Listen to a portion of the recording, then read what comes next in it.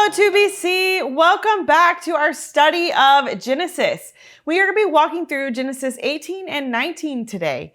Will you pray with me as we get started? God, I thank you for today, and I just pray that as we open your word, that you'll speak to our hearts and you'll transform us as we seek to be more like you. We love you and pray all of this in Jesus' name. Amen. We have been studying the book of Genesis and been on this journey from since the beginning of this year. And we've been following the story of Abraham and Sarah and the promise that God has given them to have a child, and that Abraham will have, all these nations will come from Abraham and Sarah's line. But yet they still have no child. And that's where we find them here in chapter 18 today. We meet Abraham and Sarah here in chapter 18. They still have no child. Ishmael is already around 13. We learned that in chapter 17 when we talked about the covenant of circumcision. And it's just things aren't looking very good. Abraham is around 100 years old and Sarah is around 90. So the time for having children has completely passed. However, what seems impossible from our human perspective is not impossible for God. So let's take a look here at chapter 18. So this chapter begins with God appearing to Abraham. It says, the Lord appeared to Abraham near the great trees of Mamre while he was sitting at the entrance to his tent in the heat of the day. And he looked up and he saw 3 men standing nearby. When he saw them, he hurried from the entrance of his tent to meet them and bowed low to the ground. Immediately, Abraham is showing deference to these 3 strangers. We're not told explicitly their identity, other than the fact that the Lord appeared to Abraham. And then Abraham responds to these strangers who appear at his tent with hospitality. So let's look at how Abraham shows them hospitality. So look with me in verse 3. He said, "If I have found favor in your eyes, my Lord, do not pass your servant by." So here he's referring to them in the singular. So is he talking to all 3 of them as one, or is he talking to just the most prominent one? It's a little bit unclear because later on he will use a plural form of you to address all 3 of them. So that's just kind of an interesting note. It says, "Then let a little water be brought," this is verse 4, "and then you may all wash your feet and rest under this tree. Let me get you something to eat so you can be refreshed, and then go on your way, now that you have come to your servant." "Very well," they answered, "do as you say." So Abraham hurried into the tent to Sarah. "Quick," he said, "get 3 seahs of the finest flour and knead it and bake some bread."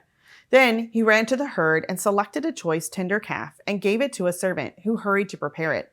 He then brought some curds and milk and the calf that had been prepared, and he set those before them. While they ate, he stood near them under a tree. One of the things that stands out to me in this part of the passage is Abraham's hospitality. You have these strangers who show up. You don't really know who they are. He shows deference to them. He bows low to the ground. He invites them in and prepares food for them. None of this is a very quick process. I mean, they're going to have to kill and then cook a calf. They're going to have to make bread. Like, none of these are fast things to do.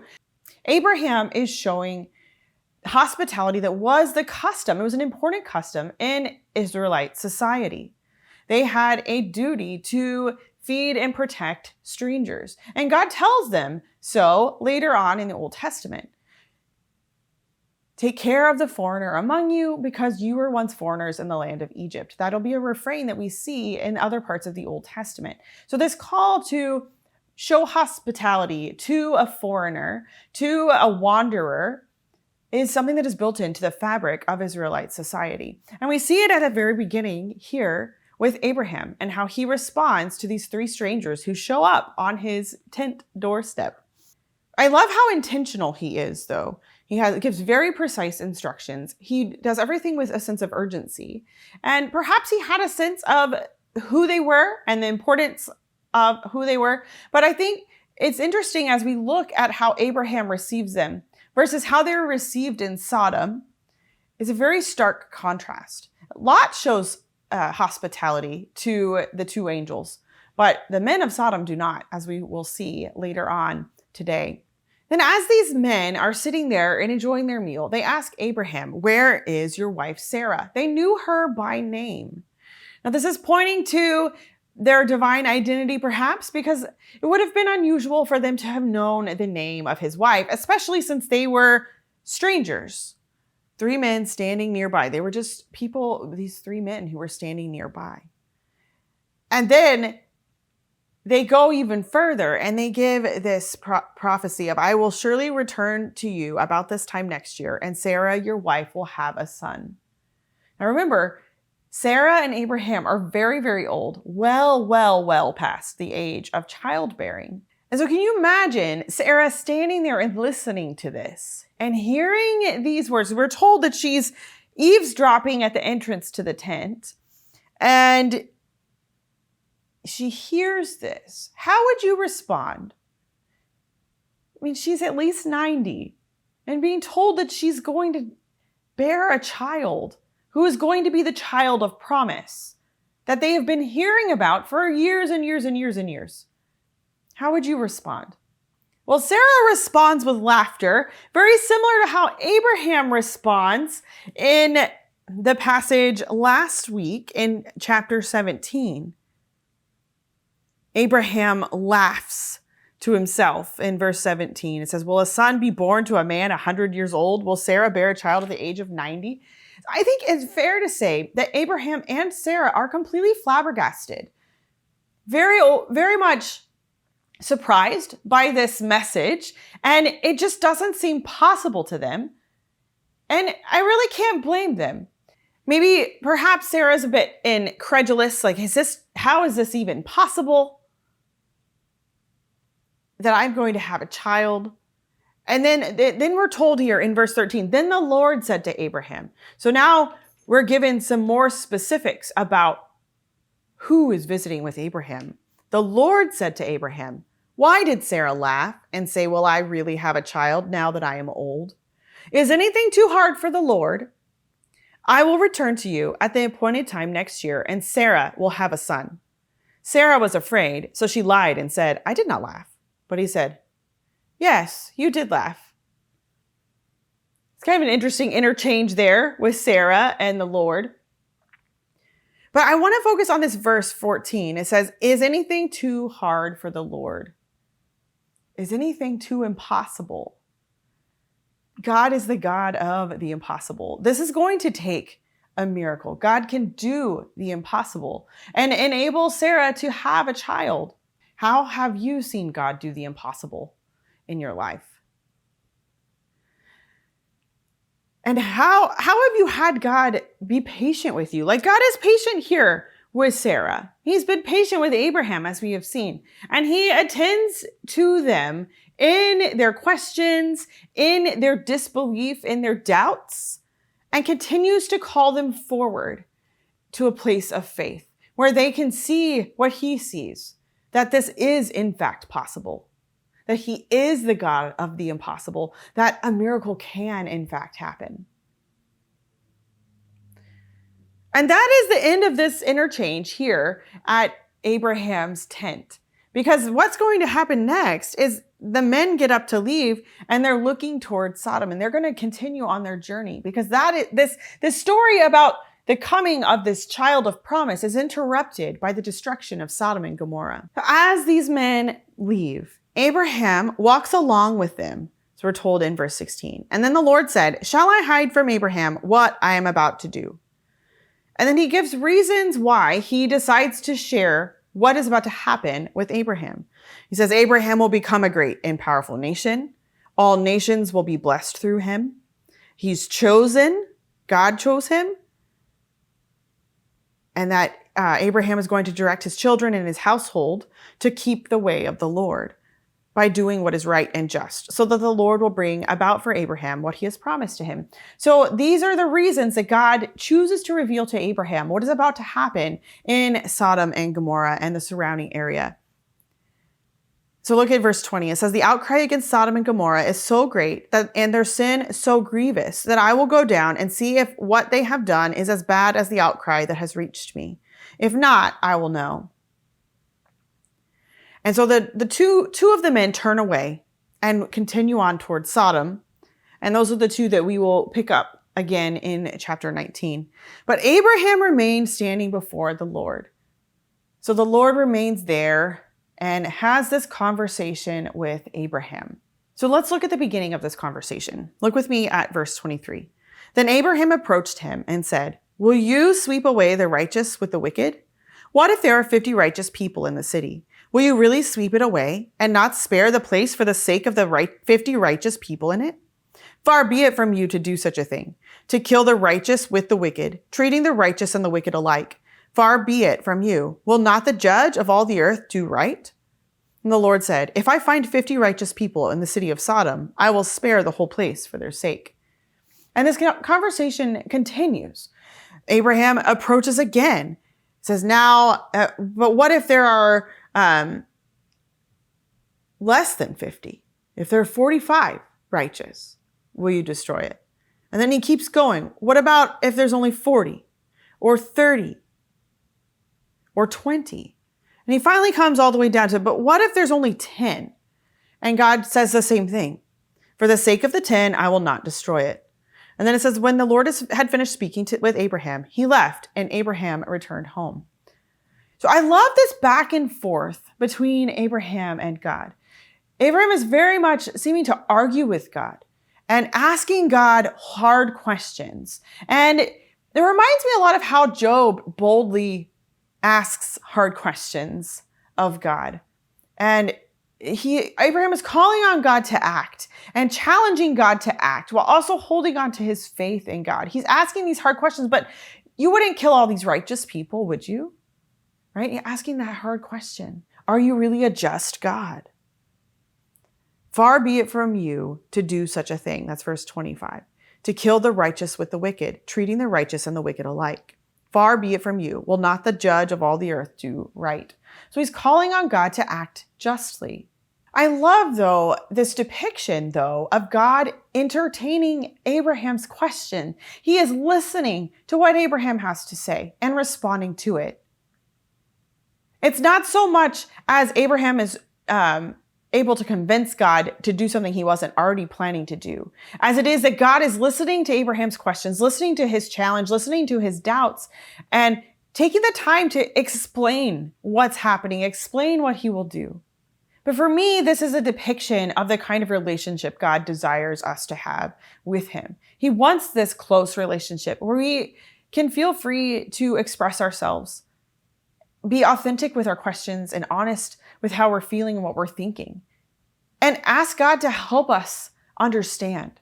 When we read through the book of Psalms, we see quite the raw emotion in many of these Psalms.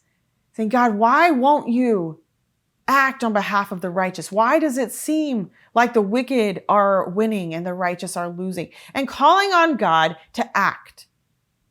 God wants us to have this kind of a close relationship with him. He wants us to interact with him in this way where we are having a dialogue, where we are able to hear his voice and hear him attend to our questions and our doubts, while simultaneously holding on to faith that God is who he says he is, just like Abraham does here. He holds on to God, God's justice, knows that he is a just God, and he's a loving God who cares about those who follow him. We saw God preserve Noah and his family. We're seeing God calling out this one family that he is to have a special relationship with him. And he even saves Lot and his family, who are going to, in fact, be blessed through Abraham's line. And above all else, we see with Abraham that his relationship with God is close, it's authentic and honest, but it's also messy and not perfect. Abraham messes up a lot. He and Sarah tried to take matters in their own hands, and Abraham married Sarah's slave to try to have a child. But God continues to be in a relationship with Abraham, and Abraham continues to respond to God and to seek him out in an authentic way. And now we move into chapter 19. In chapter 19, Lot and his family take center stage, and we get the story of these angels coming to Sodom and the destruction that will then follow. So I said we should look at the hospitality that these men are received with here and compare it to what Abraham has done. So Lot meets the two angels. So we're told that two angels in 19 verse 1, that he meets them at the gate to the city and he immediately invites them to his home. And he responds very much like Abraham with this extravagant hospitality. He wants to take care of their needs, give them a place of shelter for the night. He wants to protect them and feed them, all of those things. He prepared a meal for them, baking bread without yeast, and they ate. And so he receives these men in very much the same way as Abraham. Open door, come and stay with me. I want to take care of you. So Lot's extravagant hospitality stands in stark contrast to the men of Sodom, who show up, all the men of Sodom, we're told, show up at Lot's door and demand that he give these foreigners to them so that they can do unspeakable things to them. This is showing the extreme wickedness of Sodom. They're not showing hospitality. They want to terrorize them. They want to hurt them. They want to do things that they shouldn't do with them. And this is, one, it's painting a picture of that there are not 10 righteous people in Sodom. The whole city is completely wicked. There is a sense that the people have brought this on themselves. This coming destruction has been brought on themselves by their actions, by their human wickedness. But then Lot responds with something it should be disturbing to all of us, as he responds by trying to protect them and saying, "Here, take my daughters instead," which is just also terrible. But the angels respond and protect Lot and his daughters, and they pull Lot back in and they strike all of the men at the door of the house with blindness, so they could not figure out what was going on. So they didn't know where they were. They didn't know how to find the door. And so in that way, he protected them. Now we start to hear what is about to happen in a very explicit way. They tell Lot, gather any of your family. If you have sons-in-law or other sons and daughters outside of this house, get them here because you've got to leave this city. And so Lot goes and he tries to get his sons-in-law who are betrothed to his daughters, and they don't want to come. Because they thought he was joking. Which also begs the question of, were these sons-in-law some of the men who were at the door? Are they part of that? Possibly. So they come back and dawn is on its way and the angels are saying, hurry, hurry, hurry. And Lot is hesitating. Which is so interesting. Why are you hesitating? That's what I always want to ask Lot. Why are you hesitating? But the angels don't let him. They take him and his family by the hand and lead him out of the city, him and his wife and his two daughters. And we know the story. Lot's wife looks back against the instructions from the angels, and she's turned into a pillar of salt. It's a very strange story where we kind of should make us scratch our head a little bit. Like, what in the world happened? But she looked back. That's what we're told. But I wanted us to look here at verse 27. So Lot and his daughters end up in this village of Zor, and then the Lord rained down burning sulfur on Sodom and Gomorrah, and everything is destroyed. So the next morning, Abraham wakes up and he goes and returns to the place where he had stood before the Lord. Verse 28, he looked down toward Sodom and Gomorrah, toward all the land of the plain, and he saw dense smoke rising from the land, like smoke from a furnace. So when God destroyed the cities of the plain, he remembered Abraham, and he brought Lot out of the catastrophe that overthrew the cities where Lot had lived. So we have this contrast between the faith of Abraham, this connection between Abraham and God, versus this waywardness and wickedness of the rest of humanity that we see in Sodom and Gomorrah. We see that tension here. And we see Lot caught up in the middle of all of it, but being saved because of Abraham. So Genesis 19 closes, though, with a very much a disturbing story. Lot flees the village that he had gone to, and instead goes up into the mountains, and he's afraid. And because he's afraid, and his daughters are with him. And so they're just hiding, isolated in the mountains. And his daughters are seeing no way for them to have husbands and to be able to have children. And that was the way that women had any place in society, was to be married and to have children. That was pretty much their main role. And if without doing that, they had no place. They were just confined to their father's home or a brother's home.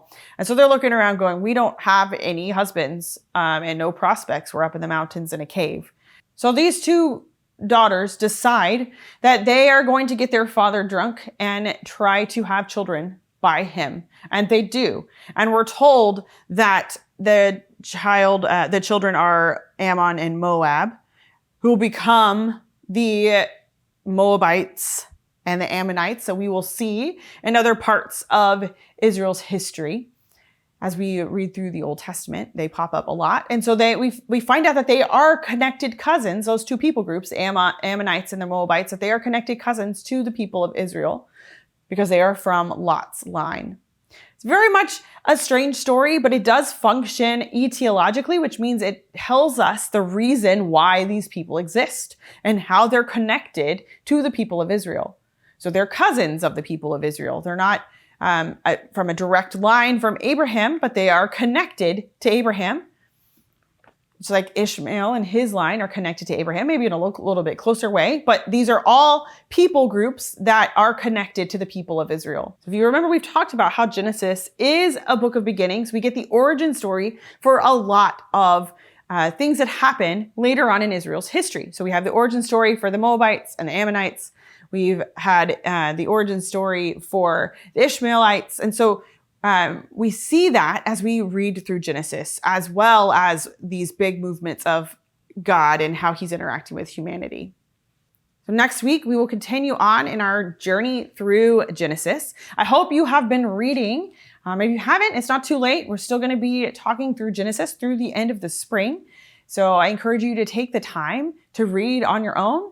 And I hope you'll join me next week, where we are going to talk about Isaac. Finally, the child of promise. Isaac shows up on the scene.